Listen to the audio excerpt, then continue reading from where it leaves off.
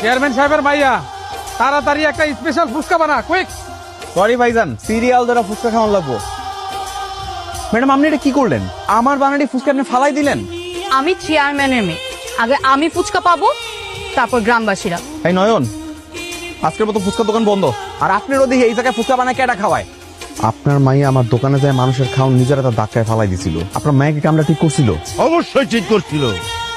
আপনার ক্ষমতা আছে, দেয়া ক্ষমতার অপব্যবহারটা করেন না। মাইয়ার এখানে পুঁথিগত শিক্ষাই দিচ্ছেন, পারিবারিক শিক্ষা দিবা পারেন নাই। আইন ম্যাডাম, আইন আইন। ভাবতেছিলাম আজকে যদি আপনারা না আইন তাহলে আজকে বেচা কিনে বন্ধ করে দিব। বাবা, এত খাতির যত্ন। তাড়াতাড়ি ম্যাডামের জন্য স্পেশাল ফুচকা বানা। আপনার কি পেটে খুব বেশি মুচড়াইতেছে? এটা দিয়ে আমি কি করবো? ওই যে ঝোপটা দেখতেছেন, ওটার ভিতরে কামটা সারালাম জান। ও যে গাড়ি স্টার্ট দে। আপনি শুধু আমারে একবার অনুমতি দেন, দেখেন আমি ওই ফুচকা আলার করে লিয়ে আইতেছি। আমি আরেকবার দেখি, কালকে যাব, গিয়ে ফার্স্ট ওর ফুচকা আরেকবার ট্রাই করবো। হওয়ার পর যদি দেখি যে এরকম ঘটনা আবার ঘটছে, রিপিট পাওয়ার খবর আছে। আই হাই, এত রিমোট দিছ? চেয়ারম্যানের মায়া তো আজকে পুরো লাল হয়ে যাবো রে।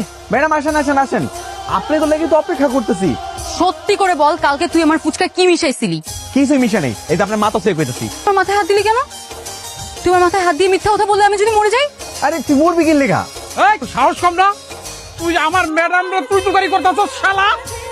তুই অপরাধ করছস, এখন তো শাস্তি পাইতে হবে। ঠিক আছে চাচা, কোন কি শাস্তি পাওয়া লাগবে? আম্মাজান বলেন, ওর কি শাস্তি দেবো? ও যেহেতু আমাকে ঝাল খাইয়েছে না, তুমি ওকে ঝাল খাইয়ে দাও। বেশি করে নে।